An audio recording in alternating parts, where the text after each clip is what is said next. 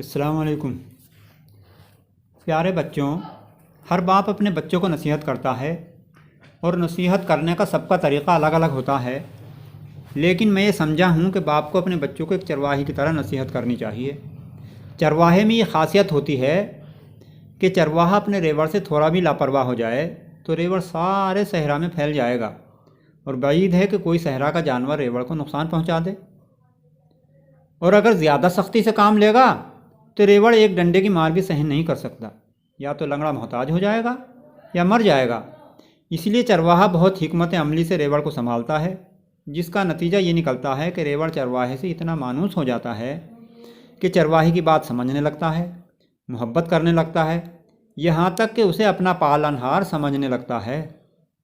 تو پیارے بچوں، میں بھی تمہارا ایک چرواہا ہوں اور تمہیں ایک نصیحت کرتا ہوں کہ ہماری پہچان کلمہ طیبہ لا الہ الا اللہ محمد رسول اللہ ہے۔ یہ بات آپ سب جانتے بھی ہیں، اسی لیے ہم سب اٹھتے بیٹھتے چلتے پھرتے اللہ اللہ کی گردان لگاتے ہیں۔ لیکن بچوں، اللہ اللہ کہنے والوں سے یا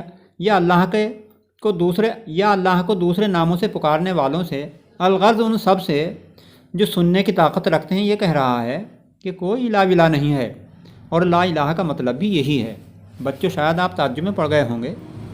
اسے یوں سمجھا جا سکتا ہے کہ صحرا کا راجا شیر اپنے صحرا میں دوسرے راجا شیر کو برداشت نہیں کر سکتا، شوہر اپنی بیوی کا دوسرا شوہر برداشت نہیں کر سکتا، کسی ملک کا صدر اپنے مد مقابل دوسرے منفی صدر کو برداشت نہیں کر سکتا، تو وہ خالق جس نے سارے جہانوں کو تخلیق کیا ہے، وہ اپنے ساتھ اور الہوں کو کیسے برداشت کر سکتا ہے؟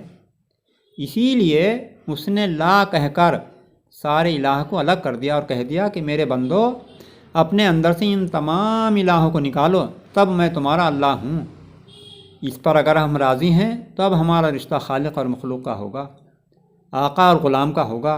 اب اس کے ہر فرمان پر ہمارا سر تسلیم خم ہوگا۔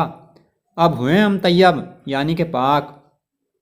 اب اللہ تحفہ عنایت کرتا ہے کہ لو میرے حبیب محمد صلی اللہ علیہ وسلم کو اپنی رہبری کے لیے جو سراپا رحمت ہی رحمت ہیں، یہ ہے اس پاک کلمے کا اصل مطلب۔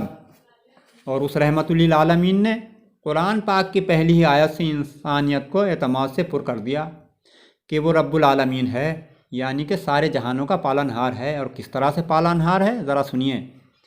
رحمان اور رحیم کے طریقے سے پالنہار ہے، یعنی یہ دو صفات اس کی تمام صفاتوں پر حاوی ہیں۔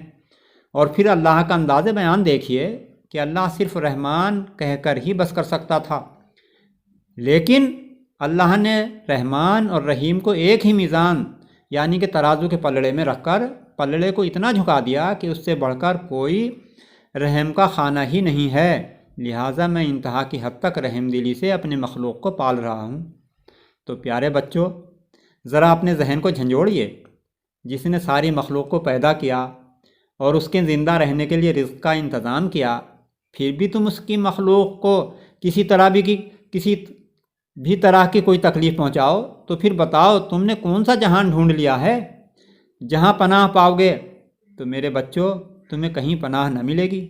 تو پیارے بچوں، میں دل کی گہرائی سے تمہیں یہ نصیحت کرتا ہوں کہ تم اپنے ہاتھ سے، اپنی زبان سے، اپنے کردار سے اور کسی بھی عمل سے اس کی مخلوق کو کوئی نقصان و تکلیف پہنچانے کی کوشش مت کرنا، اور محمد صلی اللہ علیہ وسلم کے طرز پر ساری مخلوق کے ساتھ رحم دلی کا مظاہرہ کرنا۔ انشاءاللہ تم میرے اس نصیحت پر ضرور عمل کرتے